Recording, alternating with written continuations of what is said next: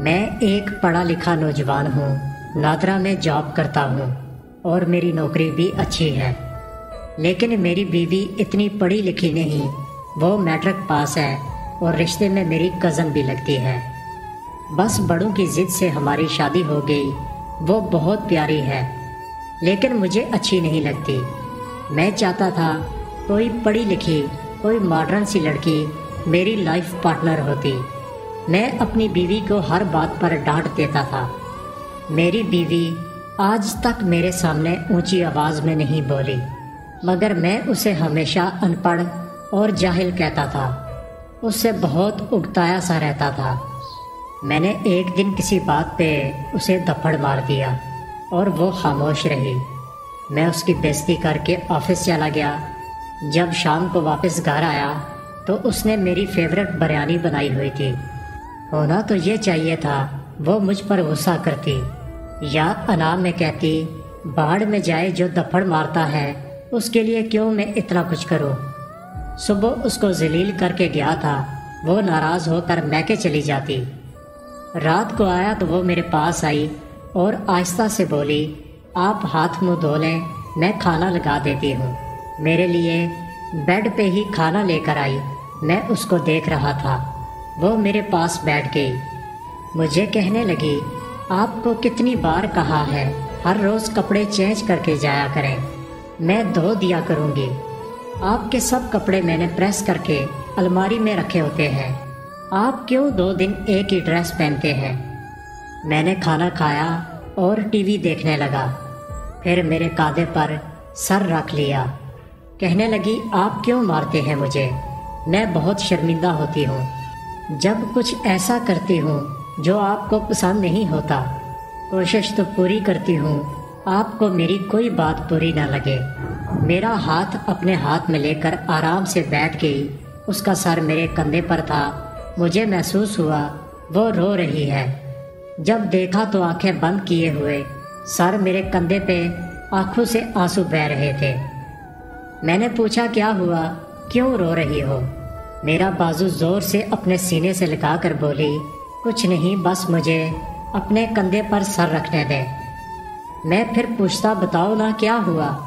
اس بار میرا لہجہ ذرا نرم تھا۔ کہنے لگی، پتہ ہے آپ نے صبح غصے میں مجھ سے کیا کہا تھا؟ میں نے انکار میں سر ہلایا۔ کہنے لگی، آپ کہہ رہے تھے چھوڑ دوں گا تم کو، میں تم سے بہت تنگ ہوں۔ یہ کہتے ہوئے اس کی ہچکی سی بند گئی، آواز کانپنے لگی۔ وہ بہت روئی تھی۔ لیکن میں مرد ہوں نا، مرد کب کہاں کسی کو سمجھ پاتے ہیں۔ میں دل میں سوچنے لگا، اس بیچاری کا کیا قصور ہے، سب کچھ تو ٹھیک کرتی ہے، میرا خیال بھی بہت رکھتی ہے، مگر میں کیا کرتا؟ وہ مجھے اچھی جو نہیں لگتی تھی، میں ویسے ہی اس میں سے نقص نکالتا رہتا۔ میرے ساتھ ایک لڑکی آفس میں جاب کرتی تھی، میں اسے پسند کرنے لگا، میرا اس کے ساتھ افیئر چلنے لگا، وہ بھی مجھے پسند کرنے لگی۔ سلسلہ یوں ہی چلتا رہا۔ گھر آتا تو میری بیوی پتہ نہیں میرے لیے کیا کیا بنا کے رکھتی تھی۔ وہ کسی بھی طرح میرا دل جیتنا چاہتی تھی، مگر مجھے اس میں کوئی دلچسپی نہیں تھی۔ میں ہر وقت اپنی کولیگ کی یادوں میں کھویا رہتا، کام سے فارغ ہو کر اسے گھمانے لے جاتا، اور پھر ایک دن ہم نے کورٹ میرج کر لی۔ میری پہلی بیوی، اسے اس بات کی خبر بھی نہیں تھی میں اس کے ساتھ کیا کرنے والا ہوں۔ دوسری بیوی نے اس شرط پر شادی کی تھی کہ تم پہلی بیوی کو طلاق دے دو گے۔ میں نے بھی اس کی شرط مان لی تھی، کیونکہ میں تو پہلے بھی اسے ناپسند کرتا تھا، بس کسی طریقے سے جان چھڑانا چاہتا تھا۔ اور پھر ایک دن میں کام سے گھر آیا۔ اس دن ہلکی سی بارش ہو رہی تھی۔ وہ کچن میں کھڑی پکوڑے بنا رہی تھی۔ مجھے دیکھ کر مسکرائی، کچن سے آواز دی، آپ ہال میں بیٹھیں، میں آپ کے لیے چائے اور پکوڑے لاتی ہوں۔ مجھے ذرا بھی احساس نہیں تھا اس کی خوشی کا، میں تو بس جلدی سے جان چھڑانا چاہتا تھا۔ میں نے کہا، چھوڑو پکوڑے، میرے پاس آؤ جلدی سے۔ وہ مسکرا رہی تھی، بہت خوش لگ رہی تھی، لیکن میری بلا سے میں اپنی دوسری بیوی کے عشق میں مبتلا تھا۔ اس نے ہاتھ میں پکوڑا پکڑا ہوا تھا، میرے پاس بیٹھی مسکراتے ہوئے بولی، آج اللہ کتنا مہربان ہے۔ میں اس کی بات کاٹتے ہوئے جلدی سے بولا، کوئی غلطی ہوئی تو مجھے معاف کر دینا، اب میں تمہارے ساتھ نہیں رہ سکتا، میں تم کو طلاق دیتا ہوں۔ پھر میں نے یہی جملہ مزید 2 دفعہ دہرا دیا۔ اس کے ہاتھ سے پکوڑا گر گیا۔ میں نے اسے کہا، اپنے بھائی کو بولو آ کر تمہیں لے جائے، میں نے دوسری شادی کر لی ہے۔ وہ جیسے بے جان ہو گئی تھی۔ میں نے جلدی سے گاڑی کی چابی اٹھائی، دوسری بیوی کے گھر جانے لگا۔ وہ شاید آواز دینا چاہتی تھی مجھے، لیکن آواز نہیں نکل رہی تھی۔ میں چلا گیا۔ خدا جانے کب اس کا بھائی آیا، کب وہ گئی۔ دوسرے دن میں واپس آیا، دیکھا چولہے پہ تیل والی کڑاہی پڑی ہوئی تھی اور ایک ٹرے میں پکوڑے پڑے ہوئے تھے۔ چائے کپ میں ویسی کی ویسی ہی پڑی ہوئی تھی۔ اس نے بریانی بھی بنا رکھی تھی۔ کمرے میں گیا، سب کچھ سلیقے کے ساتھ صاف ستھرا پڑا ہوا تھا، لیکن بیڈ پہ ایک پیپر پڑا ہوا تھا۔ میں نے وہ پیپر اٹھایا، اس پر میری بیوی کی رپورٹس تھیں۔ وہ ماں بننے والی تھی۔ شاید وہ مجھے بتانا چاہتی تھی، لیکن میں نے اس پہ قیامت گرا دی۔ وقت یوں ہی گزرتا گیا۔ آج میری 2 بیٹیاں ہیں۔ میری پڑھی لکھی بیوی ہے، لیکن زیادہ تر کھانا اب ہمارے گھر ہوٹل سے آتا ہے۔ اب بریانی نہیں بنتی ہمارے گھر، کیونکہ میری دوسری بیوی کو پسند نہیں ہے۔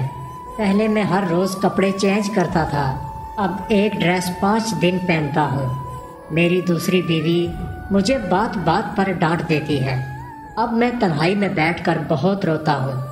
مجھے میری پہلی بیوی بہت یاد آتی ہے۔ طلاق کے بعد سنا ہے وہ بہت بیمار ہو گئی تھی، جس میں اس کا حمل ضائع ہو گیا تھا۔ میں نے آج بھی اس کی تحریر سنبھال کر رکھی ہوئی ہے۔ جب بھی پڑھتا ہوں تو بہت روتا ہوں۔ میں نے بہت ظلم کیا تھا اس پر۔ وہ بیچاری بے قصور تھی، وہ برباد ہو گئی۔ میں اسے زندگی میں واپس لانا چاہتا ہوں۔ میں کیا کروں؟ مجھے اب سکون نہیں آتا۔ ہر وقت دل میں ایک بوجھ سا رہتا ہے۔ میرے پاس سب کچھ ہے، گھر، گاڑی، پیسہ، پڑھی لکھی جاب کرنے والی بیوی، لیکن مجھے سکون نہیں آتا، چین نہیں ملتا۔ میں پہلی بیوی کو واپس لانا چاہتا ہوں۔ اس کی شادی ہو گئی ہے، لیکن میں شاید اندر ہی اندر دیمک کی طرح ختم ہوتا جا رہا ہوں۔ ڈاکٹر کہتے ہیں مجھے کوئی بیماری نہیں، لیکن میری آنکھوں کے گرد سیاہ حلقے ختم ہی نہیں ہوتے۔ میں کیا کروں؟ مجھے پہلی بیوی کے پاس جانا ہے۔ میں آج چیخ چیخ کر کہتا ہوں، وہ ان پڑھ نہیں تھی، بلکہ میں جاہل اور درندہ تھا۔ مرد کتنی آسانی سے کسی شہزادی کو برباد کر دیتے ہیں۔ مجھے اللہ تعالیٰ سے اب ڈر لگتا ہے، میں قیامت کے دن کیسے اس کا سامنا کروں گا۔ ہم مرد جانتے ہیں، ہم بیوی کو گالی دے بھی لیں تو سننے کے سوا اس کے پاس اور کیا آپشن ہوگا۔ ہم جی بھر کر ذلیل کرتے ہیں، مارتے ہیں، گالیاں دیتے ہیں، کبھی تو سب کے سامنے بے عزت کر دیتے ہیں۔